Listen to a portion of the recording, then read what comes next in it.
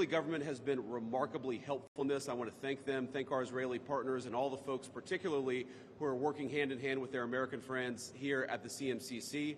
And number two, I want to say that there is this weird attitude I've sensed in the American media and the Western media where there's almost this desire to root for failure, that every time something bad happens, that every time that there's an act of violence, there's this inclination to say, oh, this is the end of the ceasefire, this is the end of the peace plan. It's not the end.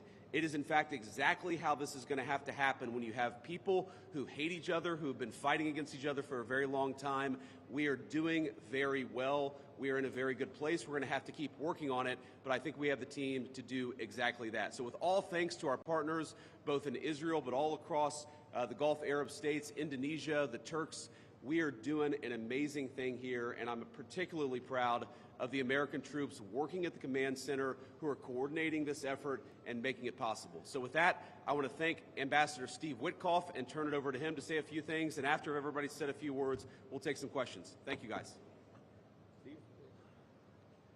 Well, thank you very much, Mr. Vice President. We're really proud of what's happened here. It's an amazing effort. It's a great coordination between our partners. We have a great team. Signing this deal up was a challenge in and of itself, but the implementation, that's where it really is going to be the most important. And I think we are exceeding where we thought we would be at this time. I think the Vice President has come out here. He sees that. The Secretary of State will be out here. I can't tell you what a privilege it is to work with the team that we have, with Jared, who's extraordinary, the President, of course, and the Vice President, and Admiral Cooper. I would also say this. We're learning so much here. This CMCC that we're setting up now, this is going to be used in other conflicts as we figure out all the intricacies of how to modulate a peace deal, go from war to peace. Lastly, in closing, I want to speak about the morning that me and Jared had. We met with 10 hostages and their families, and it was really an emotional moment. And I felt blessed to be in that room. Lots of tears, lots of people really, really grateful to President Trump for getting their children home, and you, of course, Mr. Vice President. And I want to observe that I didn't see any victims in that room. I saw strong people who have come out under very difficult circumstances. Their families are reunited, and they are so grateful.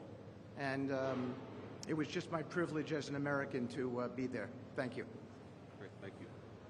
Jared? Thank you. Thank you, Mr. Vice President. Thank you, Steve.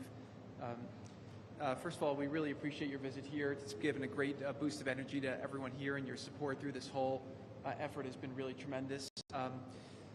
What you see here today is really the opening of the CMCC. This has been something that's been envisioned by CENTCOM. Admiral Cooper will speak about that in a bit. But we always knew that the deal that we were working on would kind of have two phases to it. The first phase was obviously getting the live hostages out. We're currently making progress on the hostages, the bodies that are still there. I think almost half are out now, and we had very good meetings with the Israelis. I know the Vice President's here to put a lot of effort into that today to hopefully make sure we can complete that mission in phase two. At the same time, the humanitarian aid, there's actually been surprisingly strong coordination between the United Nations and Israel, which is something that we've been able to help synthesize, get each other to air their concerns and to find out how we can do it better so that the aid reaches the people in Gaza and doesn't go into the wrong hands there. Finally, I'll say that there has already been a lot of efforts over the last years by really concerned people to think about what happens next in Gaza. And there's a lot of great things happening here. More will be released in the coming days. But the most important thing here is to figure out how you really get a good deconfliction coordination center. This really has been a startup. There's been a lot that's been done. It's amazing to think it's only been a week. But I actually, with the pace of work and the commitment of everybody, I think in a week from now you'll see even more progress. I want to echo what the Vice President said about how a lot of people are getting a little hysterical about different incursions one way or the other, but what we are seeing is that things are going in accordance. Both sides are transitioning from 2 years of very intense warfare to now a peacetime posture, and really thanks to Admiral Cooper, CENTCOM, and the CMCC to try to build that deconfliction mechanism in order to make sure that we can get to a proper de-escalation. We have some flags that we put up here. This is not fully representative of the countries that are here. It's happening very rapidly. The people are agreeing to come on board, agreeing to help. People really want to be a part of this, and it's just happening very, very quickly. So we'll try to continue to give the updates as it progresses. But really just thank you to the entire team here who's made all this possible. It's been a lot of sleepless nights around the clock effort, and it's really been great coordination because everyone believes that it is possible to create something better in Gaza, and we have to believe it, we have to work hard for it, and if we all work hard to do that, then I do believe a great outcome is possible. Well, Mr. Vice President, thank you for joining us here today at the CMCC. Consistent with our Commander-in-Chief's direction, this facility will be the hub for the delivery of everything that goes into Gaza as we look to the future, delivering on the Commander-in-Chief's commitments. 200 of America's sons and daughters who wear the cloth of the nation have stepped up and are serving here. I just couldn't be prouder, and I know that you are as well. Thank you so much. Great. Thanks, Admiral and gentlemen. We'll take a few questions now. Sir. I wanted to ask about the Turkish role. It's very concerning for Israelis. Turkey obviously has been a supporter of Hamas. What role will they have, and will they have troops that will be on the ground here or in the Gaza Strip? Thank you. Well, I think, first of all, what troops are on the ground in Israel is going to be a question the Israelis have to agree to, and I'm sure that Prime Minister Netanyahu will have opinions about that, but we think everybody has a role to play here. Some of that's going to be financial, some of that's going to be in reconstruction, some of that's just in communication with the various parties to ensure that this deconfliction process actually works and is implemented. We're not going to force anything on our Israeli friends when it comes to foreign troops on their soil, but we do think that there's a constructive role for the Turks to play, and frankly, they've already played a very constructive role. We're very grateful for that. And you asked, they've supported Hamas in the past. No one who is a party to this conflict can look in the past and not point at something that they don't like or that they disagree with. Everybody who's been involved in this conflict can point at one other person. One of these flags can point at another flag and say, we hate that person for various reasons. The way that we're going to get to peace is to focus on the future, which is what the President of the United States has asked us to do. And we think everybody here is very willing to do that and is very eager to engage in that effort. Ma'am. The ceasefire deal took months to negotiate. What do you think the likelihood is that it will last long term? If you had to put a number on it, a percentage. Well, Jared's the investor here. I'm not going to give you a percentage, but look, what we've seen the past week gives me great optimism the ceasefire is going to hold. And if we get from where we were a week ago to a long-term, durable peace between Israel and Gaza, there are going to be hills and valleys. There are going to be moments where it looks like things aren't going particularly well. But given that, and given the history of conflict, I think that everybody should be proud of where we are today. It's going to require constant effort. It's going to require constant monitoring and supervision. That's part of the reason that Admiral Cooper and his team is here, is to mediate these disputes, to mediate these disagreements as they come up. But look, right now, I feel very optimistic. Can I say with 100% certainty that it's going to work? No. But you don't do difficult things by only doing what's 100% certain. You do difficult things by trying, and that's what the President of the United States has asked us to do. Sir. Mr. President, Suleiman Massoud from Cannes. First of all, thank you for brokering the ceasefire deal. Two questions for you. Hamas was supposed to bring back all the hostages within 72 hours. There are still deceased hostages that are still in Gaza. Will you put a deadline for Hamas to bring back all these hostages? And second thing, President Trump tweeted about this today, Hamas killing their own people in Gaza, Palestinians who worked for Israel. What is your warning to Hamas about that? Yeah, so Steve, I'm going to ask you to follow up here, but let me say just a couple of words about the deceased hostages. I mean, one of the stations that I met with, one of the groups that's working on this that I met with earlier, they actually have a photo of the 15 deceased hostages who are still in Gaza. It is a focus of everybody here to get those bodies back home to their families so that they can have a proper burial. Now, that said, this is difficult. This is not going to happen overnight. Some of these hostages are buried under thousands of pounds of rubble. Some of the hostages, nobody even knows where they are. That doesn't mean we shouldn't work to get them, and that doesn't mean we don't have confidence that we will. It's just a reason to counsel in favor of a little bit of patience. This is going to take a little bit of time. And look, our warning to Hamas is very straightforward. The terms of the 20-point plan that the president put out there is very clear. It's supported not just by Israel, but by all of our Gulf Arab friends. It's that Hamas has to disarm.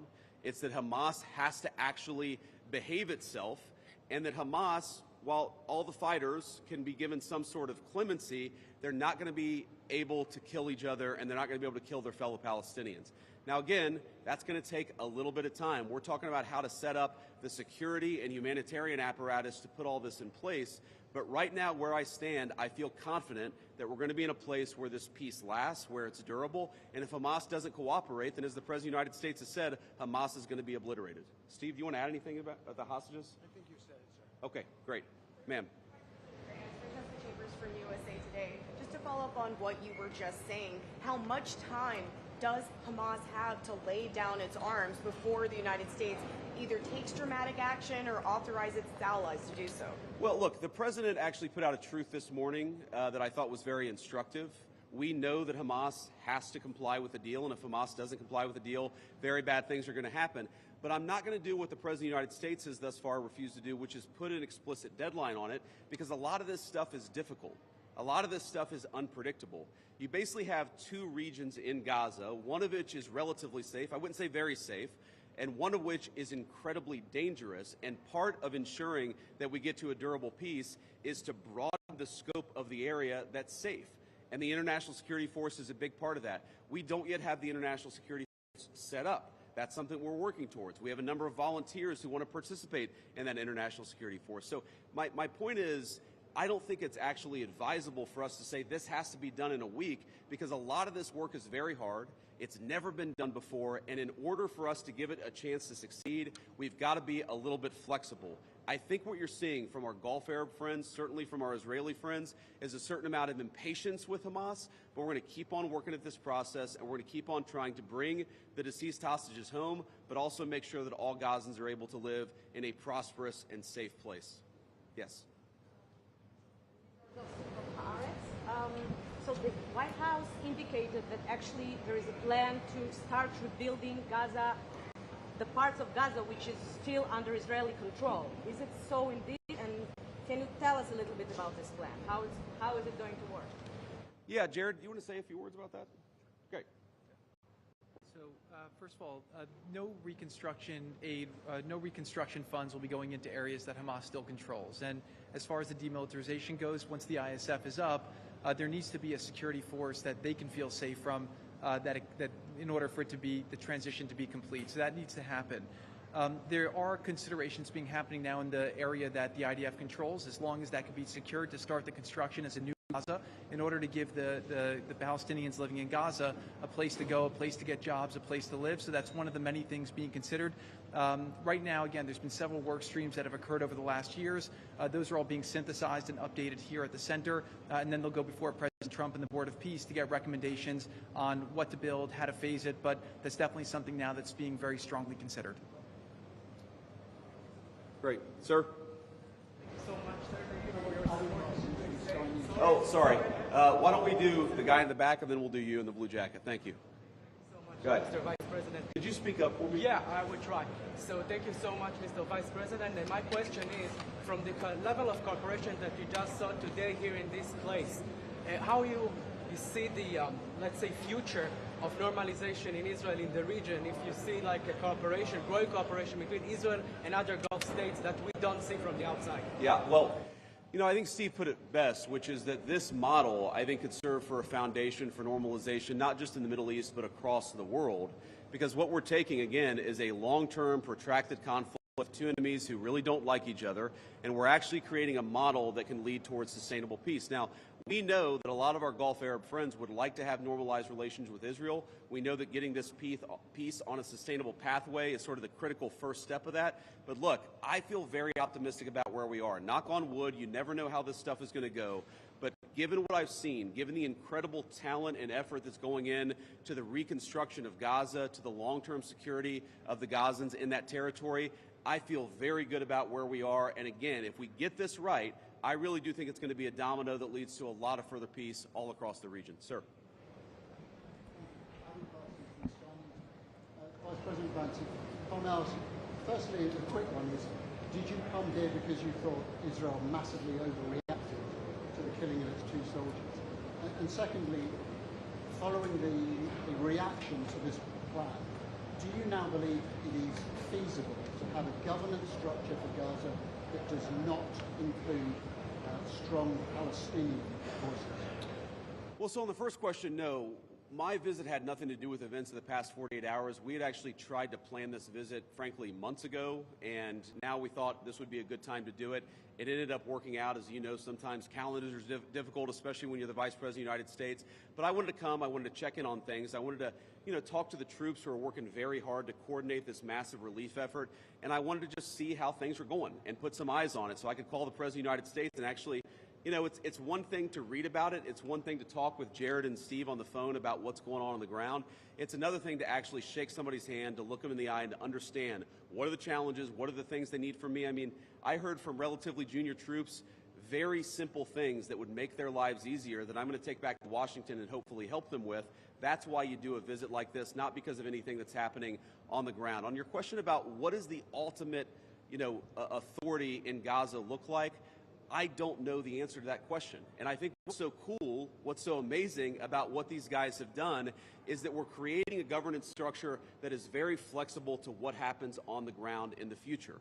We need to reconstitute Gaza. We need to reconstruct Gaza. We need to make sure that both the Palestinians living in Gaza, but also the Israelis, are able to live in some measure of security and stability. We're doing all those things simultaneously. And then I think once we've got to a point where both the Gazans and our Israeli friends can have some measure of security, then we'll worry about what the long-term governance of Gaza is.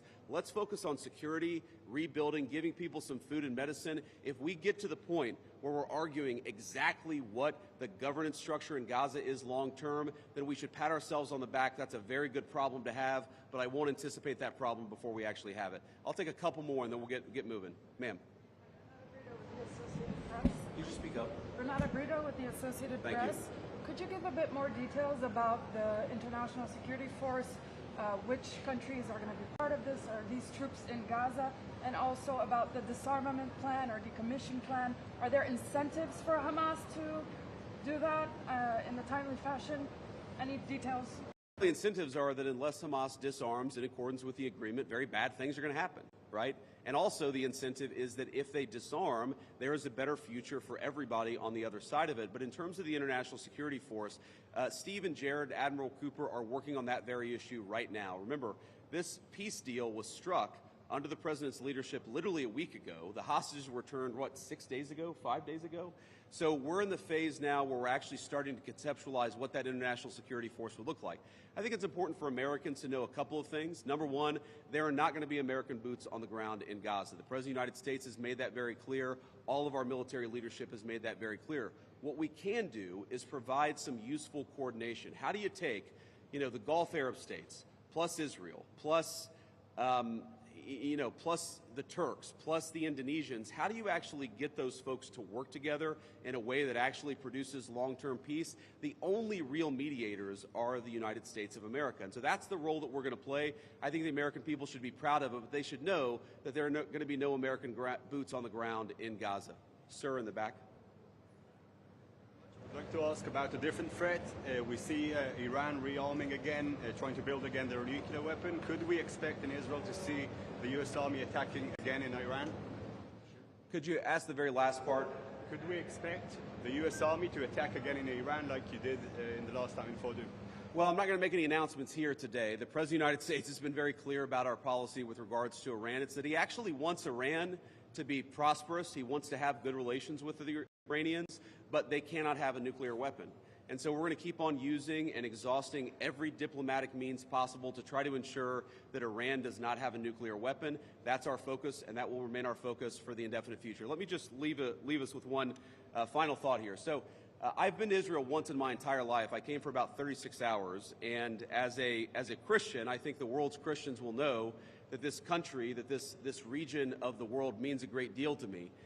And at some point today, I hope to go, or at some point in the next couple of days, I should say, I hope to go to the Church of the Holy Sepulchre, which Christians believe is the site that Jesus Christ was crucified in. And I know that Christians have many titles for Jesus Christ, and one of them is the Prince of Peace. And I'd ask all people of faith, in particular my fellow Christians, to pray that the Prince of Peace can continue to work a miracle in this region of the world. I think that we have made incredible strides over the past week. We're going to have to make a lot more, but I think with your prayers, with God's providence, and with a very good team behind me, I think we're going to get it done. Thank you all. Take care.